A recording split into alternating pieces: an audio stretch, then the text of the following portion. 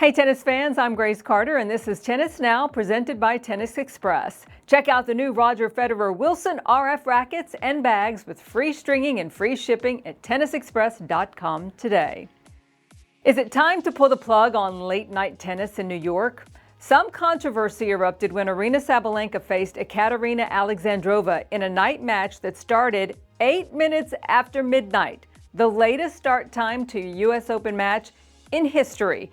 The third round match between Alexander Zverev and Thomas Echeverry ended at 2:35 in the morning. That's the second latest finish to a match ever at the U.S. Open. Those early morning finishes have prompted Andy Murray to blast the schedule as a total mess. He says it is amateurish to have matches that go until 2 or 3 o'clock in the morning at the U.S. Open, that they need to get this sorted out, and Andy Murray isn't alone.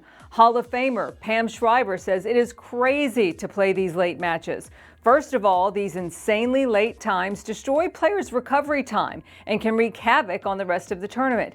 Secondly, it is not great for the game because some of the most dramatic matches are happening while so many fans are sleeping. Shriver says the USTA should shift the start times on Ash Stadium from noon until 10 in the morning. Shriver reportedly wrote a letter to the USTA after Donna Vekic's early morning finish, calling it unacceptable and not humane for world-class athletes. But supporters who love the midnight madness in New York say it's all nonsense, that late-night tennis under the lights of Ash Stadium is all part of the U.S. Open tradition. Let's face it, the U.S. Open is crowded, it's noisy, rowdy, and a lot of fans are very juiced up on what they call honey deuces and beer.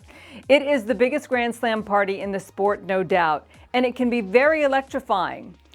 In the challenge of winning, the U.S. Open is mental as well as physical, and you got to cope with a lot of craziness. It's all part of it. And of course, late night tennis can mean big bucks for the USTA as well. Get this. At the 2023 U.S. Open, a record 460,275 honey deuces were sold. That's the tournament's signature cocktail.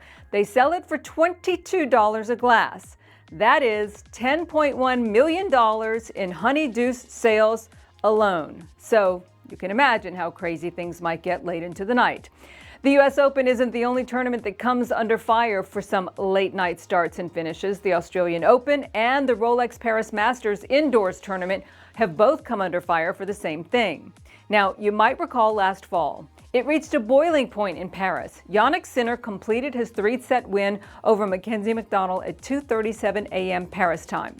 Rather than schedule the Sinner versus Alex de Minaur round of 16 match as part of the evening schedule, which seemed pretty logical to everybody, the Rolex Paris Masters scheduled Sinner fourth on Court Central, not before 5 p.m. local time, only 14 hours after his last match. So what happened? Citing fatigue, Sinner withdrew. Is tennis burning out the players? Is it fair to play these matches in the middle of the night? And where do you stand on all this? Do you enjoy those late night matches, or do you think it's too much for the players to contend with? Let us know in the comments section and we'll see you next time.